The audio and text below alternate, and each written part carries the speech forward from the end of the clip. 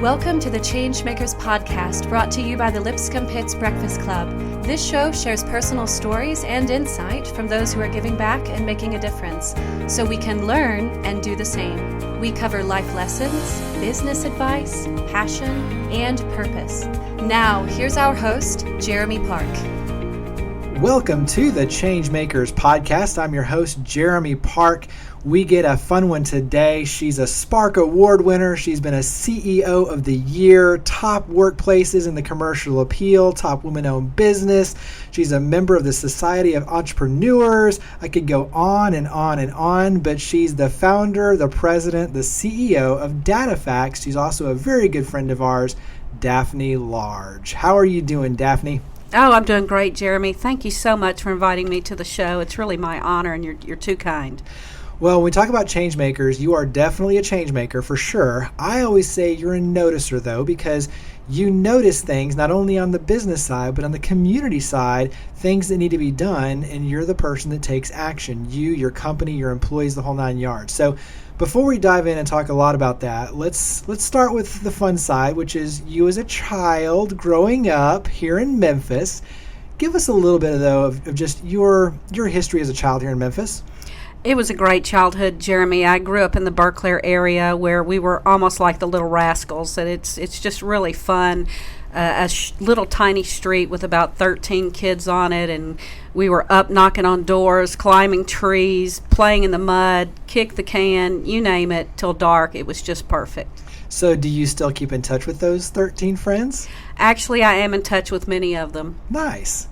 So describe your parents. Describe kind of their I don't want to say their leadership, but describe their parenting style. My parenting style was to encourage me to be all that I wanted to be and could be. My father was a fireman and a contractor on the side. As you know, many firemen have two jobs, and he worked every day. The work ethic was definitely there. I don't think he ever missed a day's work. My mother was a homemaker and took care of business. She certainly did not wait on my dad to come home to switch my little tail up and down the street for being high up in a tree, which was usually where I was. Yes, I love to climb trees. It was just a fun childhood, encouraging, and they always were very proud of my achievements and encouraged me to always do my best. Any brothers and sisters? I do have one sister. She's 12 years older than I am, and she lives in DeSoto County, and we're very close. And she moved away when she was 18, and I was only 6 at the time, so it was sort of like an only child much of the time. Give me one memory that stands out, either a vacation or maybe words of advice, but when you look at your growing up, what's something that kind of stands out as a fun example of just a memory with your parents?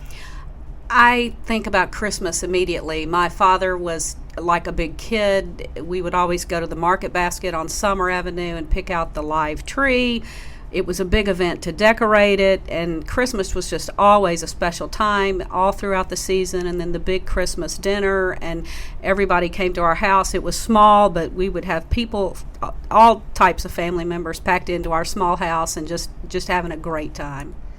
When you look at, the friends that you formed there, you mentioned the 13 and being very close. Talk about maybe sports, other activities. What were some of the other things that you were involved in that really paved the way for who you are today? I grew up playing t-ball and softball, and there was the Geisman Community Center not far from where we lived, and my mother always made sure that I was involved with dance lessons, trampoline lessons, ceramics, pottery, tennis, all types of events and opportunities through the community center, and so I really enjoyed that growing up. You're a mother now, and we'll talk about that in a second, a lot more detail, but when you look at your parents, but you being a mother now, what's something you took from seeing your parents in your childhood and how you were raised to now being a mother? I think part of that is to instill the values, really the 10 Commandments. They've always been very important to me, and doing the right thing and not judging others. And I can remember growing up, my parents always instilling that while someone may look differently, maybe they're handicapped in some way, or a different race or a different gender, everybody deserves an equal opportunity, and that's how I've always looked at things and always encouraged my children to look at people. How was it? I mean, I've got to think, as a firefighter for a father, that's a pretty tough reality as a family, thinking that, okay, my father's going into maybe the worst situation and might not make it back. Talk about that dynamic just of having a father that's a firefighter. Well, you grow up thinking that's normal, and back in the 60s and 70s, they worked a day, off a day, worked a day, off a day, worked a day, off 3 days. So I grew up with my dad being away 24 hours at a time, and that was always a time when he could be called to a fire, and he was quite frequently. And I remember stories that he would come home and tell about how some people didn't make it through the fire, and there were victims of the fires, and that always really affected him personally, and then it affected us. And we realized the danger of the fires, but we also recognized the important work that he was doing. And I can remember that he would always call home every night when he was away, and that was always a fun time to get to talk to Daddy and see how things were going. What makes you proud when you look at your mom, your dad? What makes you the most proud of who they were as individuals? I think they were very stable people. I lived in the same house my entire life. Went to the local elementary school before I went to Briarcrest. The work ethic was very strong. My mother was a real disciplinarian. But if Daddy looked at you, you better... You knew the look. Huh? You knew the look, and you knew the line not to cross. But they were very, very good parents. They were fair. My mother was probably a little overprotective, and I tend to be that way myself. But just stability and work ethic, I think, is what I gained most. So I know that you stayed local for your college experience, University of Memphis, Memphis State then. Talk about just, lessons learned as you transitioned from high school student, grade school student into college. Give me one kind of transitional experience, good or bad, that really shaped you. I think that when you're roughly 24, 25, and you're really thinking about your career, and for me, I've only ever worked 2 places in my entire life, but you reach that moment in time where you're almost being judged by other people as you're entering the opportunities for management, and you realize that women sometimes do have to work a little harder. That may not be something that men really can believe in yet, but I think you do have to prove yourself, especially when you're a 25-year-old female managing 60-year-old men. So you mentioned 2 is the number on the employment side. The second one obviously has to be DataFax. So what was the first? Equifax. And I started there when I was 16 at Briarcrest. So 16 years old. And then, as you said, stepping into management as well. Go from, when did the idea for DataFax come about? I had been given the opportunity to enter the Equifax developmental program, and was in a very nice assistant regional management position. However, there was a competitive opportunity in Memphis at the time in one of the areas that I had worked closely with, which at that time was mortgage credit reporting, both in sales and operations. And based on that unique opportunity in the market, it was just a great opportunity to leave and start DataFax. So describe, for those that don't know, what DataFax does. You do a lot, but give us your version of DataFax. DataFax is a consumer reporting company with 2 very distinctly different divisions. One is national and international background screening, and we're in about 35 states handling clients' needs there. And the lending solutions side provides many of the solutions a lender would need to close a home, such as credit reports, flood reports, fraud detection, credit analytics, tax returns, and on and on. And the commonality of the 2 is it's all consumer information. So you have the experience from Equifax. You decide, okay, let's start DataFax. Describe those first days. Our very first day in business, we were literally sitting on the floor because the furniture had not arrived, yet the work was already coming in. Due to my relationships with mortgage bankers in Memphis, and that was the first product we started with, was mortgage credit reporting.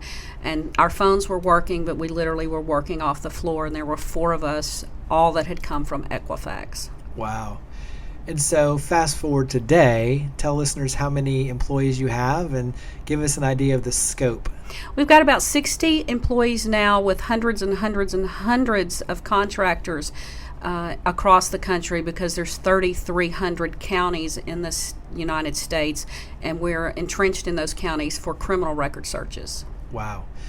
And so you alluded to, obviously in a management role, very different, and you having to undertake not only all the responsibilities of running the business, financial, operational, management, but then managing people too, right? So give us some of the, I don't want to say the challenges that you've overcome, but give us some of the lessons you've learned throughout the years of working with people, but more importantly, building a company. Building a company is just the most exciting thing, and you have to be, I believe, a unique personality in that you know enough about accounting, marketing, sales, compliance, accounting, you name it. You've got to know enough about all of that, or quickly realize where your weaknesses are and get professional help. But sometimes there's not the budget for that in the beginning. So I particularly relied on myself. And then quickly brought on a very astute accountant to help us grow. People are always the most important thing for your business. At DataFax, we've always believed if we take care of our people, they will take care of our clients, and our clients will take care of DataFax. And that's exactly what happens. We have an awesome team, and we have to be in the people development business. I hear some entrepreneurs start up, and they're very, very good at what they're very, very good at. But they're not quite so good at some of the other things, and they struggle with managing people. So I would encourage them to hire sooner than later to get the help they need so their business can be successful. We'll switch over and talk about the heart in a second, because that's a huge part of why I wanted to have you come on. But give me one thing when you look at the pride standpoint. Obviously, number of years now in business, the growth, the success, being recognized nationally for your efforts. Give me one thing that really stands out as a moment of pride for you. A moment of pride it's not probably a single event, but it's the true heart that our people have and continue to develop to give back to the communities we serve in. That's a moment of pride that our company is making a difference. Our people are making a difference. And I believe that's really at the heart of what we do and what we are continuing to grow at DataFax. Who mentors you? My old boss at Equifax, Lloyd Crockett, who was an initial part of DataFax, has always been my mentor, much like a dad. He does not live in Memphis any longer, but we are in touch, and he's always got those nuggets and pearls of wisdom that keep me focused and centered. But I find, rather than having a single mentor, I learn from everybody. I learn from you, Jeremy, all the time. Nice.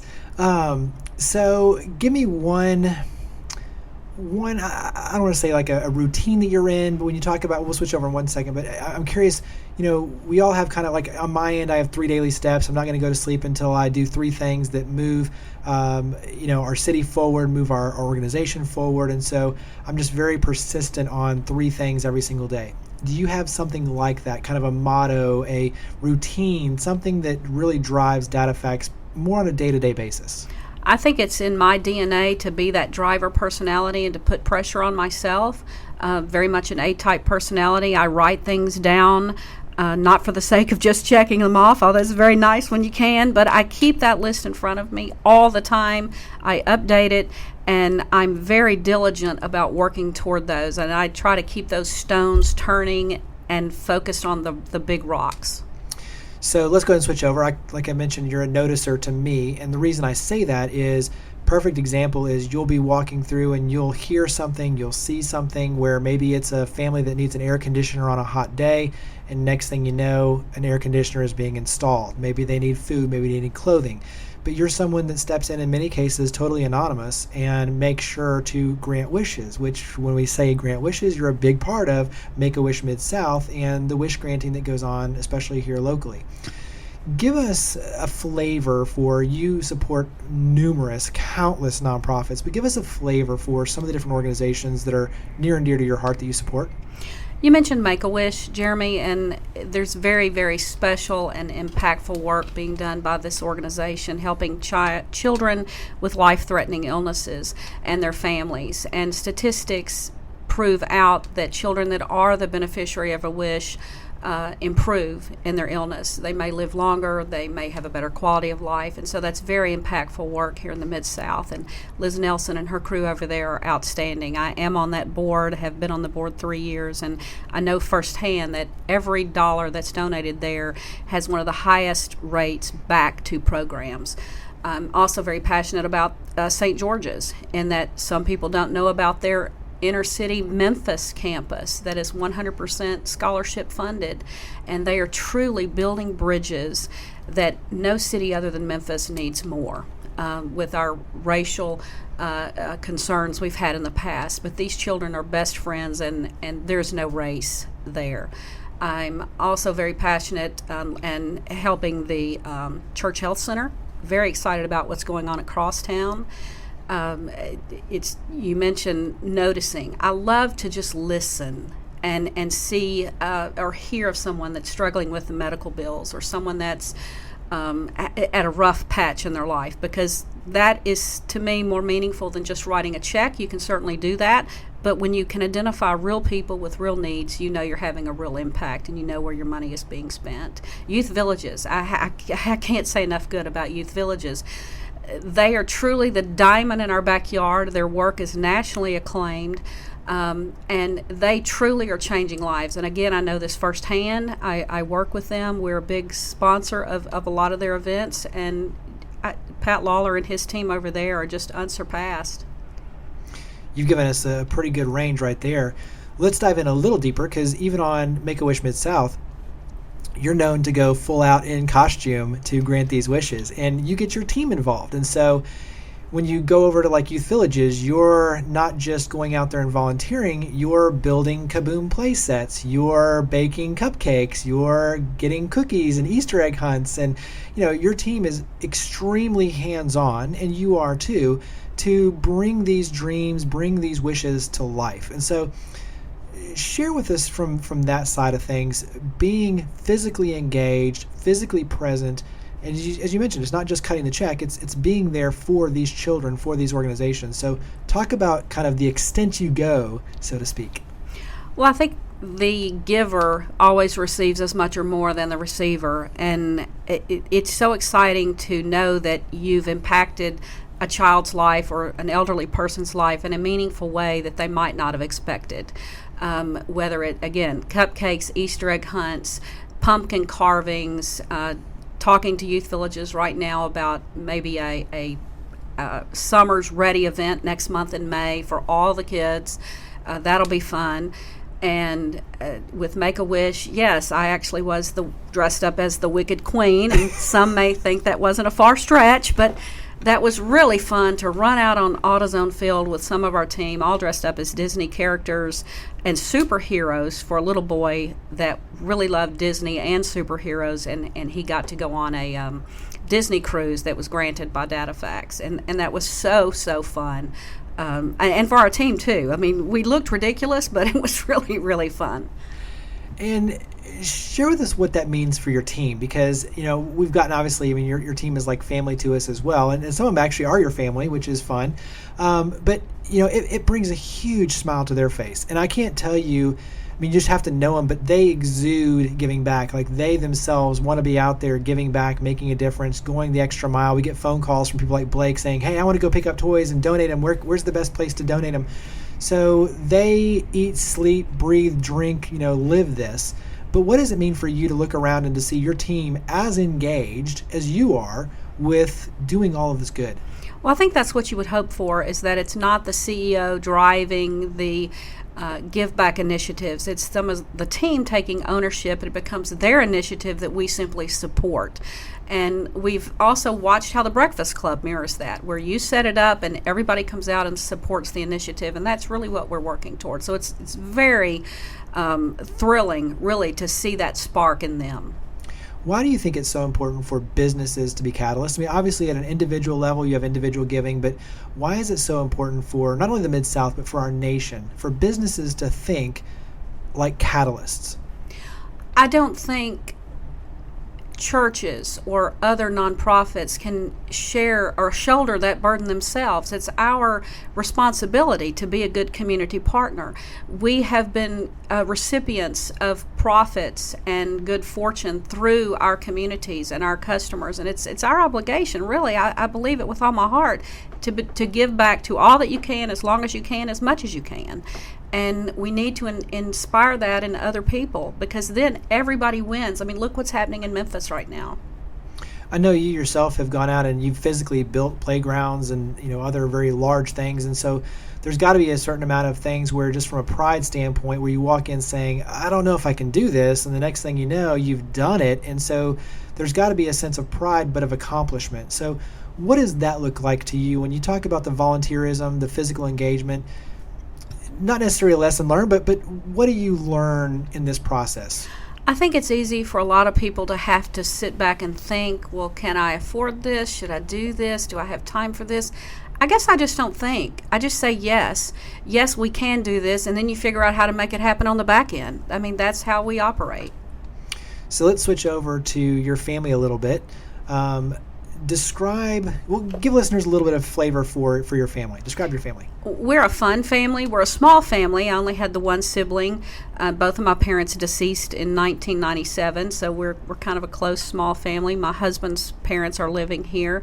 But we're a fun family. We travel a lot. We love to travel. We love to get together and go to movies. This Saturday, we're all going to see The Jungle Book, one of my favorite movies as a child, by the way. And we just try to stay together. I mean, family is important. Nothing is more important than family. So is that how you recharge? When you look at giving it your all in the office, how do you recharge out of the office? I like to read. I read a lot of business books. I like to continue to plan my next travel adventure, and just really spending time with my family. It's just sitting in a room together talking. It's nothing big and elaborate, but just being together is how I recharge. My husband would say I like to shop. So when you look at what's next for DataFacts, obviously you've accomplished a lot. Going back on the corporate side, what's something that when you look out 2017, 2018, 5 years from now, what are some big, hairy, audacious goals? What are some goals that you've set? Our goals are to remain stable. We've always been a conservative company with controlled growth. We will stay on that path. We did purchase one company back in 2014. We're looking at purchasing another one or two in the next 2 to 3 years. We just want to continue to, first and foremost, keep the customer at our center and provide the best service that we can. Retain our customers and continue to grow. We're growing at about 15 to 20% a year, and we want to stay on that path.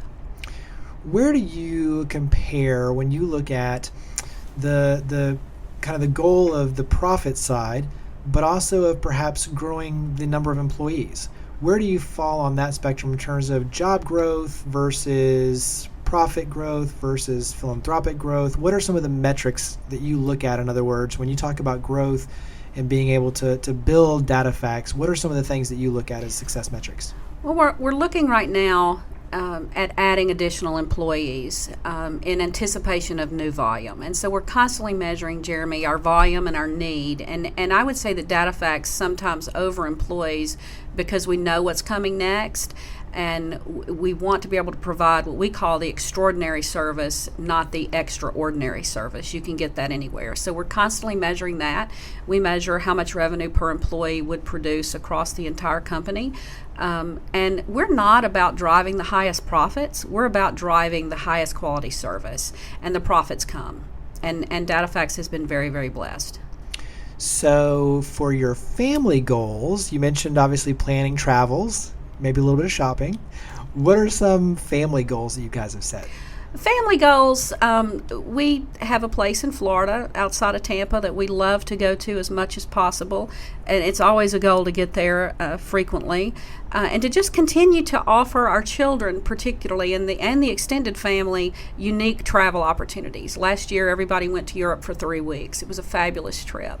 And we tend to do that from time to time, and just to continue to, I believe you can gain a lot of education just through travel, and I want to just continue to extend that to them. That's really our goals, and to continue to learn and read and develop into the best people we can be. What's been one of your favorite places to travel? Venice. Why? Well, I've been fortunate to be there twice, and I just think it's one of the most unique places you will ever go. There's nothing like it quite anywhere. And I would love to go back again.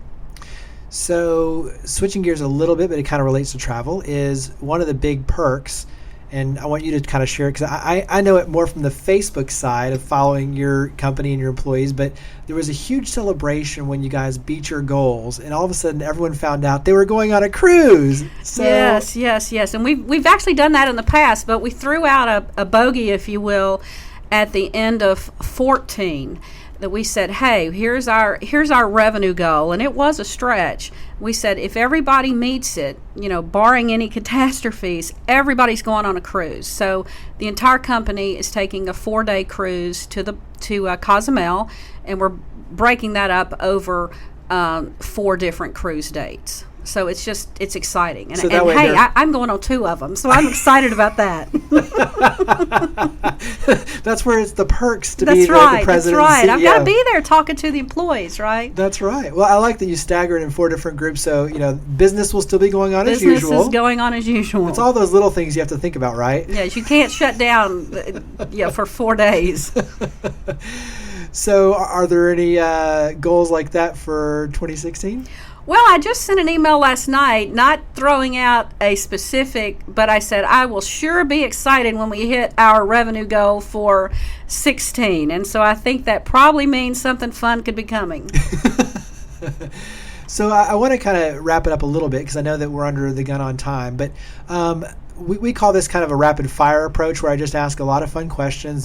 These are not thought out by any stretch of the imagination. Actually, none of this is really thought out. It's just a matter of sitting down, putting a microphone in front of you, and just asking you a lot of questions. But this is more of a rapid fire, where it's fairly short answers, just a lot of random things. And so, are you ready? Ready. All right. So what's the last book you've read? Oh, goodness. Probably one of the Jim Collins books that I love. Probably reread Good to Great. I know I've just recently reread that one. So give me a favorite quote or saying. This is not the exact quote, but it's the old Winston Churchill. Never ever give up, never give in, never stop, never ever give in. There you go. Favorite sport to watch? Baseball. Favorite team? Cardinals. There you go. Nice. Okay. Tied to, of course, the Memphis Redbirds. So, favorite sport to play? Tennis. Nice. All right. That's good. See, I learned all these amazing things about people, too. You mentioned Venice is your favorite place to go, or one of the favorite spots. What would be the next favorite? Oh, my goodness. Paris, London. Love those places. Give us a dream spot outside of the ones you've already been to. Where's a place you would really like to visit next? So for your husband listening. I know, and everybody thinks I'm crazy. I want to go to Africa and ride elephants, or India and ride elephants. And I don't know who's going with me, because nobody wants to go. I may be alone. I'm sure someone listening to this would say, "Hey, that sounds like fun." I just want to go. I want to go see the Taj Mahal, and I want to see the savannas in Africa, and that's got to happen. I'm sure Manny Ahome from Samaritan's Feet, he's been there many, many times, especially being from Nigeria. I think he could probably help you out with some of those trips. I know I've seen him petting lions in the past, so he could probably help you out. All right, so an upcoming volunteer opportunity you're looking forward to. We've just reached out to MIFA and the Neighborhood Christian Center about air conditioners again this summer. And I think the Neighborhood Center is going to be working with us to identify some senior citizens that they work with in their program that may be in need of air conditioners. So we're working on that. And then I think I mentioned we're working on something with Youth Villages for a May event. It's just something all the time. Those are the two that come to mind. Yeah, I was going to say, ask you tomorrow, it'll be completely different. Favorite food? Steak. Favorite spot? Fleming's is really good. Capitol Capitol Grill. What about favorite restaurant or spot outside of Memphis? Well, it used to be the Cheesecake Factory until we got one here. So that just negated it, huh? Yeah, that negated it. But anywhere, I usually try to find local places out of town. Nothing specific. So outside of maybe reading a book, talking with your family, going down to Florida, what's something else you do to relax? I do like to shop, but I like antiques. I like to look at antiques. I particularly like sterling silver and crystal and old china, and I just like and I appreciate that, the vintage things, and that's kind of an unwinding thing. Give us something, either an adventure you've been on, one thing that you think people might not know about you that would be a great trivia question, or something just completely random. If I say give me something random that happened in your life, what's the first thing that pops into your head? Might not could tell some of those, Jeremy, but we'll say a safe one. A fun things, dog sledding in Alaska on top of a glacier. You did that? Absolutely. Wow. In a two-wheeler on a deserted island in Alaska with bears. You were just out there and hoped you didn't see one, and it was crazy. And just some of our travel adventures are very fun. So, yeah, okay. So I have to stop the rapid fire for a second and say, yeah, explain that one.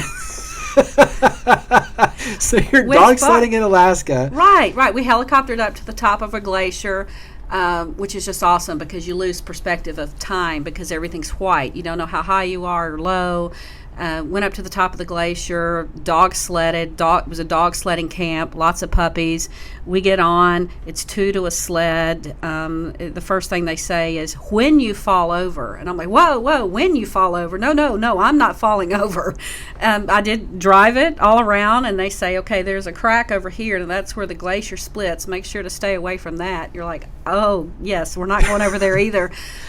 Big fun, just big fun. So did you pick and plan that trip, or did absolutely. somebody else? No, I'm an adventurer. Yes, and everybody else just has to tag along. Was it freezing?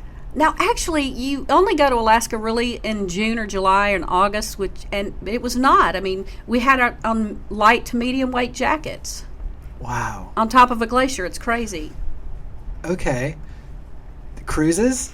Lots of them. Been on lots of them. What's one of your favorites? Well, 2 of the Mediterraneans we did. This was Alaskan cruise. Been on lots of Caribbean cruises. Gosh, Jeremy, they're all just fabulous. I love to travel. Gamble versus no gamble? Gamble. Okay. Do you have a favorite game that you like to play? Well, yeah, once a year roulette, but it's fun. So my wife would say slots. Yeah, the slots are fun, but the roulette's fun. Number 17, that's my number. Are you lucky? Half and half. Should I go with you, or should I not? Well, maybe. All right, so one more just fun one is a proud moment that stands out for you personally. So maybe it's one of the awards that I mentioned on the front end. Maybe it's the dog sledding and the fact that you stayed away from the crack. But give me one proud moment, and maybe it's related to you being a mother or a wife. But just what's something that stands out as a proud moment for you personally? I think personally, it's definitely being a mother, raising 2 awesome children. I have a son that's 22, Trevor, a daughter that's 15, and they're just awesome kids, good-hearted people. I will say on the business side, it's that we've almost been in business 27 years, and most businesses fail in the first 5 years. And being a woman-owned business, and I was only 27 when I started, and probably just young, dumb, and stupid, right? You didn't know what you didn't know, but it's just our people, seeing our company sustain. We've been through many evolutions of DataFax at this point, and to stay in business given the technology advances and the extreme amount of compliance now around consumer data, and just being sustainable and being able to provide jobs and job security for our people. I'm just so happy we can do that. What advice would you give for, it doesn't even necessarily have to be a female or a woman entrepreneur, but what advice would you give to entrepreneurs? I mean, you yourself obviously are an entrepreneur. You're part of the Society for Entrepreneurs, so it's official. It's in your title. But what advice would you give to someone that wants to follow their dreams? Don't think you're going to have instant success, and don't get frustrated when you don't, and know that it does mean the 60, 70, 80 hours a week, and you do have to really get in the trenches, and the big paychecks don't come at first. And be patient, be tenacious, and don't ever give up. What advice would you give for those, obviously on your end, being a mother, being a wife, being a CEO, a founder, a president of a large corporation? What advice would you give others that are trying to find balance, and just how do you balance all that?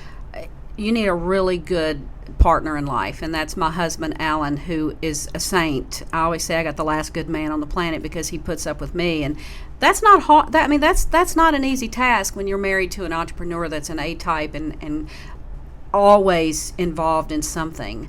And he's just so supportive, and I think that is just paramount to success.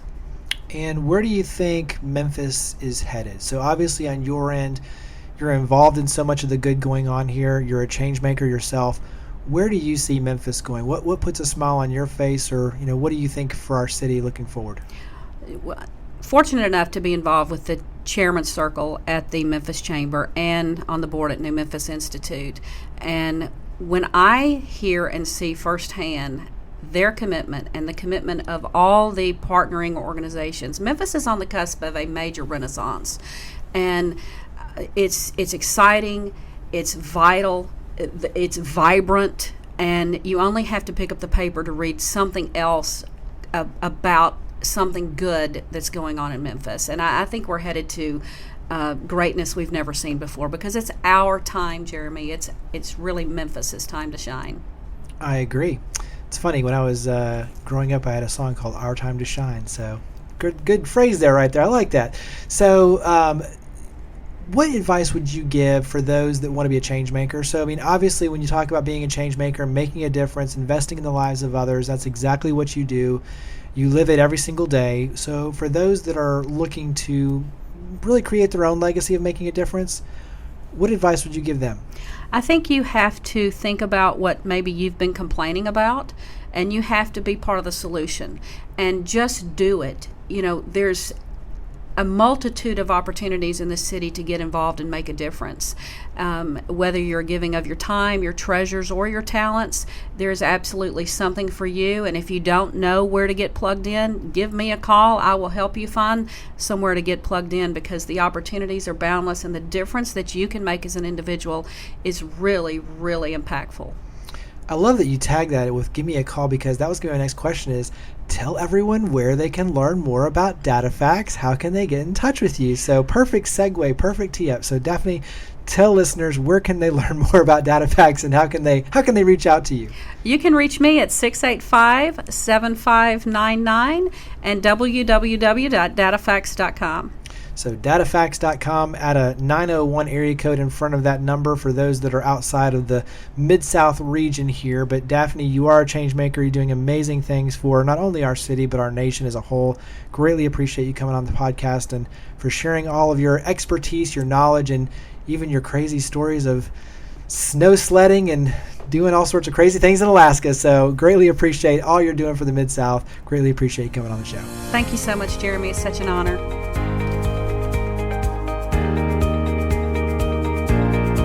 Thank you for listening to the ChangeMakers Podcast. To learn more about our guests and to share your story of leading by example and creating change, visit us online at thelpbc.com. Connect with us online using @thelpbc or follow the conversation using the hashtag ChangeMakers. Now think big, start small, and act now. Be a changemaker.